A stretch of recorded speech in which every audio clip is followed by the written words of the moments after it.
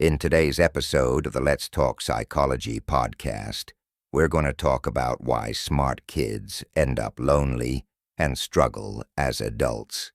This audio recording includes subtitles, so you can follow along more intentionally and absorb the ideas at your own pace. Why is it that so many smart kids grow up feeling stuck, disconnected, and completely alone? They were supposed to be ahead of everyone else. They were praised, rewarded, told they'd go far. And yet, somewhere along the way, that promise turned into pressure. That praise became a prison. And now, a lot of those same kids, the ones who once stood out, are struggling as adults. They can't find motivation. They feel socially behind. They struggle to start things, follow through, or connect with people. And worst of all, they can't explain why. Because on the outside, everything looks fine. They're still sharp, still capable. But inside, there's this constant sense of isolation, like life is happening to other people, and they're just watching it go by. And it turns out there's a reason for that. Smart kids often build their entire identity around being smart. And when that happens, the very thing that made them feel special as children becomes the exact thing that traps them as adults. So let's talk about why this happens, and more importantly, how to undo it. Because none of this is about failure. It's about a survival strategy that stopped working. And if you understand how you got here, you can start to find a way out. So when we're young, our identity tends to be simple. Kids latch on to one or two traits and build their sense of self around them. For example, a kid might base his identity as a person who likes Pokemon or chicken nuggets. It's all very one-dimensional. But that's normal. That's how identity starts. It's straightforward, and it's based on interests or labels, and one of the most powerful labels a child can receive is, "You're smart." That phrase sticks. It gets reinforced by teachers, parents, classmates. It becomes a core part of how you see yourself. And for a while, it feels amazing. Being smart as a kid gives you praise, attention, and you basically live life on easy mode. You don't need to study as hard as everyone else. You pick things up quickly, and you stand out compared to the other kids. But here's the hidden cost. When you get praised for being smart, what people are usually praising is not hard work. It's effortless success. You are praised when you solved the problem quickly, when you got an A without trying, when you understood something the first time. And over time, you start to internalize a very dangerous idea. If I'm smart, things should be easy for me. And that belief will quietly sabotage everything once you grow older. Because the moment something isn't easy, when you struggle, when you fail, when you don't understand something right away, it doesn't feel like a normal challenge. It feels like a threat to your identity. Because you tell yourself, if I'm supposed to be smart, then why am I struggling? So instead of leaning into difficulty, you start avoiding it. You don't raise your hand unless you're sure. You don't play games unless you know you'll win. You don't pursue things you could love because they might expose you as someone who maybe isn't so smart. And slowly, your life starts to narrow. You only do what you're already good at. You stick to familiar territory. You protect your image and your identity of the perfect smart kid instead of trying new things. And that's the trap. Because while everyone else is out there experimenting, trying, failing, developing, you're locked inside a shrinking comfort zone. And the longer that goes on, the harder it becomes to leave.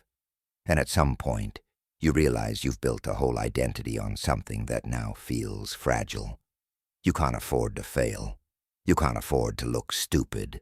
You can't afford to threaten what you built your whole identity on. So you stall, and that's when the isolation starts to set in. Because when you stop growing, you also stop connecting. Think about it. Connection comes from shared activities. Being on a team, going through awkward stages together, or working hard towards something. And if you start opting out of those things, if you remove yourself from the situations where other people bond, you miss the moments that create real friendships and connection. You don't join the club because you're afraid you'll be bad at it. You don't try the sport because it's unfamiliar. You avoid group projects because they frustrate you. And without realizing it, you start stepping out of the flow of social life. But you still crave connection, right? So what do? You lean on what you know, your intelligence. You try to understand people instead of relating to them. You analyze, you observe, you run simulations in your head. And this leads to something called cognitive empathy, where you can understand what others feel logically, but you don't emotionally engage with them. And it works, up to a point. You can navigate conversations. You can keep up socially. You might even seem charismatic on the surface, but underneath you're exhausted. Because instead of just being with people, you're calculating. You're constantly thinking about what to say, how to respond, what they might be thinking. So now socializing also becomes something you have to be good at. And to avoid failing at it, you start avoiding it. This is where the loneliness deepens. But you're smart, right? You should be able to figure this out. So you start applying logic to emotional problems. You try to fix your self-esteem with rationality. You write out arguments to convince yourself you're fine. You analyze your own behavior to death, and none of it helps, because intelligence wasn't designed to fix emotional pain. It's not a tool for self-worth. It's a tool for solving external problems.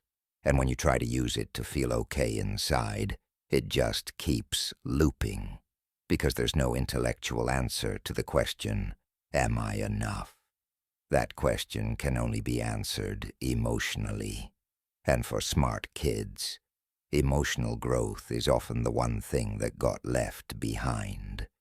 And when the emotional pain becomes too sharp, when the loneliness starts to feel unbearable, that's when the ego steps in and forms one final defense. You tell yourself, I'm just different from other people. I don't relate because they're not as smart. I'm too deep for surface-level friendships. And now, instead of admitting that you're lonely, you convince yourself that you're above everyone else. Not because you actually believe it, but because it hurts less than admitting you feel left out. This is what we call defensive arrogance, and it's one of the most isolating patterns you can fall into. It creates a wall between you and everyone else. And even when you want connection, the wall doesn't let you reach for it. Because connection requires humility. It requires presence. It requires being seen and vulnerable. So how do we fix this? The first step, and this is non-negotiable, is that you have to stop identifying as the smart kid. You have to let that identity go, not because being intelligent is bad, but because basing your self-worth on it is toxic.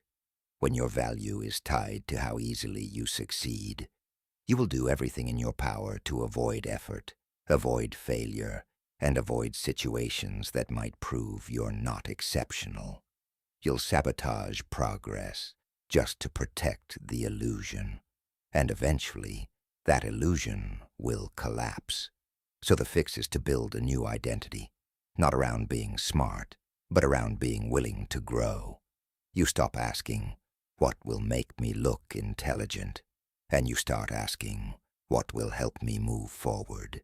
You stop protecting your pride and start embracing discomfort. You let yourself try things and be bad at them. You start showing up not to win, but to participate. And yeah, it's awkward. It's uncomfortable. It feels like a step backward. But it's not, because it's the first real step toward becoming whole. The old identity told you that your value came from being special. The new one reminds you that your value comes from being human. And being human means you're allowed to be uncertain. You're allowed to grow slowly. You're allowed to feel lost. You're allowed to not know what the hell you're doing half the time. But the only way forward is to take action anyway. Not perfect action, not clever action, just honest, imperfect, human steps forward.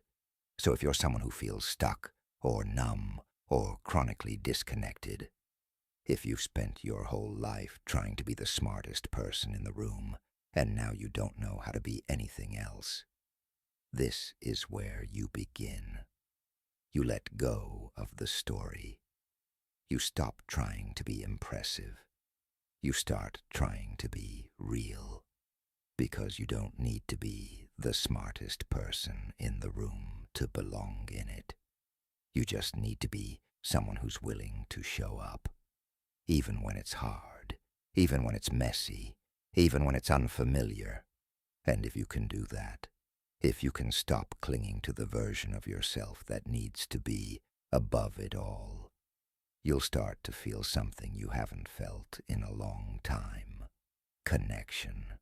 Not because you earned it, not because you deserved it, but because you were finally willing to step down from the pedestal and into the world where the rest of the people live. And it turns out that world isn't so bad. In fact, it's the only place where you can truly be seen. And more important, it's the only place where you can finally feel at home. So if any part of this resonated with you, if you recognize yourself in these patterns, or felt something click that you haven't quite been able to put into words before, leave a comment and let me know what stood out. Chances are, you're not the only one who feels this way, and sometimes naming the pattern is the first real step to breaking it.